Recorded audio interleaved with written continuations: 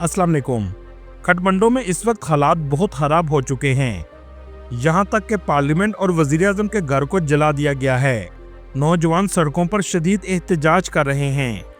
सियासतदानों के घरों से पैसा निकालकर हवा में उड़ा दिया गया है। पूरे शहर में हंगामे हो रहे हैं। नेपाल की सरकार को हिला कर रख दिया है। नेपाल के वज़ीर-ए-आज़म के.पी. शर्मा थे, जो इस वक्त इस्तीफा दे चुके हैं और पूरी काबीना गायब है। नौजवानों ने पूरे शहर में दावा बोल दिया है। यहाँ तक कि 5 स्टार होटलों को भी आग लगा दी गई है। नौजवानों का कहना है कि वो करप्शन के खिलाफ एहतजाज कर रहे हैं। इस एहतजाज के दौरान अब तक 20 से ज्यादा नौजवानों को कत्ल किया जा चुका है। सियासतदानों के घरों को भी आग लगा दी गई है। काठमांडू की सड़कें मैदान जंग का मंजर पेश कर रही हैं। कुछ रिपोर्ट से पता चल रहा है कि के.पी. शर्मा मुल्क छोड़कर भाग गया है। नौजवानों की इस नस्ल को जनरेशन जी कहा जाता है, मतलब जो सन 2000 में पैदा हुए थे और आज ये बड़े हो चुके हैं। नौजवानों का कहना है कि ये एहतजाज करप्शन के खिलाफ है, जो सियासतदान और इनके बच्चे कर रहे थे। इसके अलावा एहतजाज की एक बड़ी वजह सोशल मीडिया पर पाबंदी थी। लेकिन सोचने की बात यह है कि ये अचानक से सब कुछ कैसे हुआ। क्या इससे नेपाल को फायदा होगा या नुकसान? इसके लिए हमें 8 सितंबर से कुछ दिन पीछे जाना पड़ेगा, जब काठमांडू में लोग मामूल के मुताबिक जिंदगी गुजार रहे थे। शहर में खामोशी थी, लेकिन ये कोई नहीं जानता था कि ये खामोशी तूफान से पहले की है। दोस्तों, नेपाल में 20% से भी ज्यादा लोग गुर्बत की लकीर से नीचे जिंदगी गुजारते हैं। करप्शन के लिहाज से नेपाल 107वें नंबर पर आता है। नेपाल में सोशल मीडिया का इस्तेमाल बहुत ज्यादा किया जाता है। कुछ अरसा से सियासतदानों के बच्चों ने सोशल मीडिया पर अपनी अय्याशी की जिंदगी दिखाना शुरू की, जो सोशल मीडिया पर वायरल हो गई।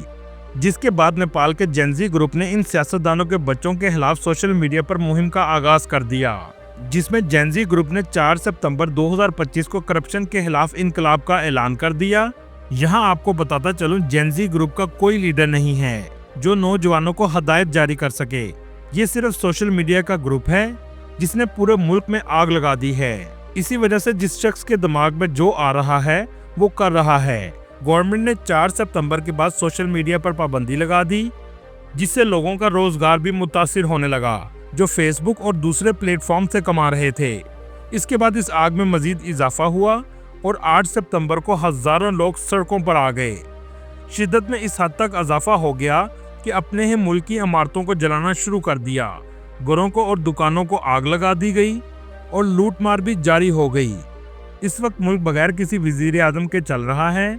सोशल मीडिया का इस ग्रुप का भी कोई लीडर नहीं। आर्मी ने कहा है कि हम चाहते हैं कि डायलॉग के जरिए मामला ठीक किए जाएं, वरना हम इसके खिलाफ सख्त एक्शन लेंगे, क्योंकि लूट मार भी शुरू हो चुकी है। क्या ये तरीका ठीक है? इसके बारे में अपनी राय जरूर दीजिएगा। इसके अलावा मैं आपके सामने कुछ हकायक रखता हूँ। ट्रेडिंग इकोनॉमिक्स के मुताबिक पिछले 10 साल में नेपाल में करप्शन में कमी आई है। इसमें कोई शक नहीं कि कोरोना के बाद दुनिया की मईशत में तबाही आई है, लेकिन नौजवान नस्ल जोश में आकर कुछ भी कर सकती है और सोशल मीडिया की वजह से आग भी तेजी से फैलती है। लेकिन इसमें भी नुकसान मुल्क का होता है। असासों को जलाने से मुल्क को भी फायदा नहीं हो सकता। इससे पहले इस तरह के एहतजाज श्रीलंका, बांग्लादेश और इंडोनेशिया में किए गए हैं। लेकिन हकीकत यह है कि इन ममालिक की मईशत आज भी वैसी ही है जैसे इनकलाब से पहले थी। दोस्तों, इस हंगामे और एहतजाज से पहले लोग कैसी जिंदगी गुजार रहे थे, चले जानने की कोशिश करते हैं। चलें अब निकलते हैं नेपाल के एक शानदार सफर पर। नेपाल दुनिया का ऐसा मुल्क है जो हिमालय की गोद में बसा है। ऐसा मुल्क जिस पर आज तक दुनिया का कोई मुल्क कब्जा नहीं कर सका। नेपाल की मईशत का बहुत बड़ा हिस्सा सियाहत पर मुश्तमिल था, लेकिन एहतजाज के बाद मईशत शायद मजीद तबाही की तरफ जाएगी। नेपाल का ऑफिशियल नाम federal democratic Republic of Nepal है। नेपाल जनूबी एशिया का एक खूबसूरत और पुरअसरार पहाड़ी मुल्क है। इसे दुनिया की छत भी कहा जाता है, क्योंकि दुनिया का सबसे बुलंद पहाड़ माउंट एवरेस्ट भी यहीं वाक़या है। इसे नेपाली जुबान में सागर माथा कहते हैं। ये मुल्क हिमालय पहाड़ों के दामन में वाक़या है।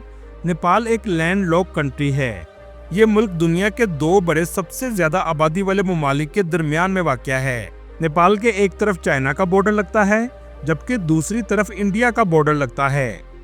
2025 की रिपोर्ट के मुताबिक नेपाल की आबादी 3 करोड़ 18 लाख के करीब है, जो आबादी के लिहाज से दुनिया के 48वें नंबर पर आता है।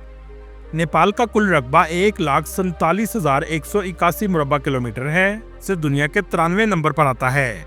ये मुल्क तारीख और कुदरती खूबसूरती से भरा हुआ है। इस मुल्क में बोली जाने वाली जुबान नेपाली है, लेकिन इसके अलावा 121 जुबानें बोली जाती हैं। नेपाल जनूबी एशिया का वाहिद मुल्क है जिस पर आज तक किसी ने कब्जा नहीं किया। ये हमेशा से आज़ाद रहा है, यहाँ तक कि बरसगीर में ब्रिटिश राज 100 साल तक कायम रहा, लेकिन नेपाल इसके बावजूद आज़ाद रहा है। इसकी एक वजह हिमालय पहाड़ों की है। ये पहाड़ नेपाल को चारों इतराफ से हिफाजत करते हैं। नेपाल के लोग बहुत मेहमान नवाज होते हैं, लेकिन यहाँ के लोग अपनी सकाफत से बहुत प्यार करते हैं। ये कभी अपनी सकाफत को नहीं छोड़ते। इस मुल्क में 81% हिंदू, 9% बुद्ध मत, 5% मुस्लिम, 1% मसीही और बाकी दूसरे मज़हब के लोग आबाद हैं। कहा जाता है कि गौतम बुद्ध भी नेपाल के इलाके लंबियोनी में पैदा हुए थे, जिसने दुनिया में बुद्ध मत मजहब का आगाज किया था। नेपाल का दारुल हुकूमत काठमांडू है, जो मुल्क का सबसे बड़ा इक्तिसादी, सियासी और तजारती मरकज है। ये शहर एक खूबसूरत वादी में वाक़या है और अपनी पुरानी सकाफत, तारीखी इमारतों और रंग बिरंगी जिंदगी की वजह से फेमस है। इस शहर को हिमालय का दिल भी कहा जाता है, क्योंकि यहाँ से हिमालय के हैरत अंगेज नज़ारे आप देख सकते हैं। इस शहर की तारीख हजारों साल पुरानी है। ये शहर कदीम मंदिर और बुद्ध मत का मरकज रहा है। नेपाल की जीडीपी $43 बिलियन है और यहाँ के लोगों की सालाना आमदनी $1500 है। यहाँ के ज्यादातर लोग दरमियाने दर्जे की जिंदगी गुजारते हैं। नेपाल के बहुत से लोग ज़राअत के शोबे से वाबस्ता हैं, लेकिन नेपाल की मईशत में सैर व सियाहत रीढ़ की हड्डी का काम करती है। बड़ी तादाद में लोग सैर के लिए और मजहबी मामलात के लिए आते हैं। नेपाल की करेंसी पाकिस्तानी करेंसी से मजबूत है। 1 नेपाली रुपए के बदले 2 पाकिस्तानी रुपए आते हैं, जबकि इंडियन 1 रुपए के बदले 1.60 नेपाली रुपए आते हैं। दोस्तों, नेपाल दुनिया के उन ममालिक में से एक है जो अपना यौम आज़ादी नहीं मनाता, क्योंकि नेपाल ने किसी भी मुल्क से आज़ादी हासिल नहीं की।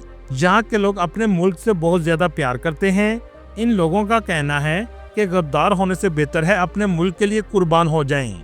आपने नेपाल का झंडा तो देखा होगा, जो दुनिया के दूसरे ममालिक के झंडे की निस्बत अलग किस्म का है। ये 2 ट्रायंगल से मिलकर बना है, जो मुल्क में को हिमालय को जाहिर करता है।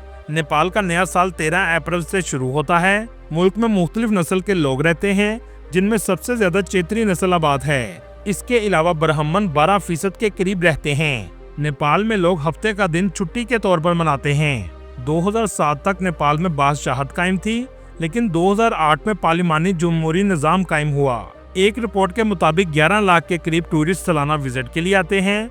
पाकिस्तान से नेपाल जाने के लिए आपको ऑनलाइन वीज़ा अप्लाई करना होगा, जो $50 तक आसानी से मिल जाता है। पाकिस्तान से नेपाल की टिकट 2,50,000 तक है। टूरिस्ट सबसे पहले नेपाल के दारुल हुकूमत काठमांडू में जाते हैं। यह है काठमांडू का खूबसूरत एयरपोर्ट। ये नेपाल का ऐसा शहर है जहां तारीखी कहानियां छुपी हैं। इस शहर में बहुत ज्यादा हिंदू मंदिर और बुद्ध मत के टेम्पल नजर आएंगे, जो हजारों साल पुराने हैं। ये एक गुंजान आबाद शहर है। इस शहर में 30 लाख के करीब लोग आबाद हैं। सर्दियों में इस शहर में सर्दी बहुत ज्यादा पड़ती है। काठमांडू में सबसे फेमस होटल हिल्टन होटल है, लेकिन इसको भी आग लगा दी गई है, जो अभी कुछ अरसा पहले ही खुला था। दोस्तों, जो भी काठमांडू आता है पतन स्क्वायर का जरूर विजिट करता है। यहाँ तक कि इस इलाके में आप होटल भी ले सकते हैं, जो इनकी सकाफत की अक्कासी करते हैं। आप इसे काठमांडू का ओल्ड टाउन भी कह सकते हैं। यहाँ आकर आप इनके कल्चर को महसूस कर सकते हैं।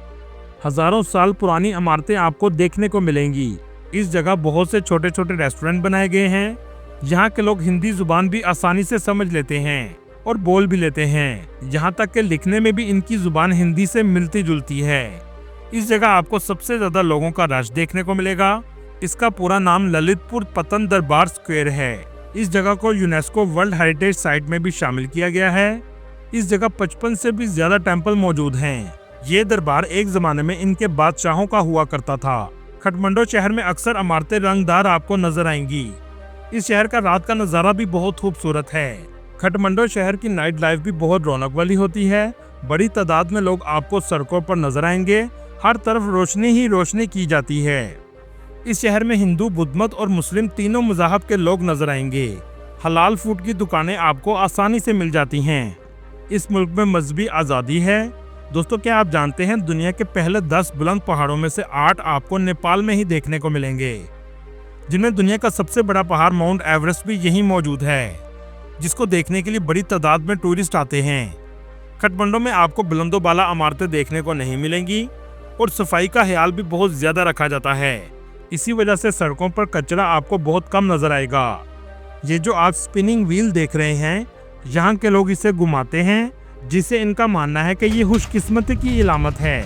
काठमांडू के करीब शीशे का पुल बनाया गया है, जिस पर खड़े होकर आप पूरे काठमांडू का नज़ारा ले सकते हैं। इस जगह को सिंगल ट्री कहते हैं। काठमांडू से 200 किलोमीटर के फासले पर पोहारा नेपाल का ऐसा शहर है जहां कुदरत के खूबसूरत नज़ारे हैं। यहां कश्ती में बैठकर आप इस खूबसूरत वादी का नज़ारा ले सकते हैं। दोस्तों, अक्सर आपने मोमोज तो खाए होंगे। ये भी नेपाली डिश है जो नेपाल में बहुत ज़्यादा खाई जाती है। दोस्तों, ये थी आज की हमारी इन्फॉर्मेटिव और दिलचस्प वीडियो। आपको वीडियो कैसी लगी कमेंट में ज़रूर बताइएगा और नए आने वाले दोस्तों से गुजारिश है हमारे चैनल को सब्सक्राइब और लाइक ज़रूर कीजिएगा।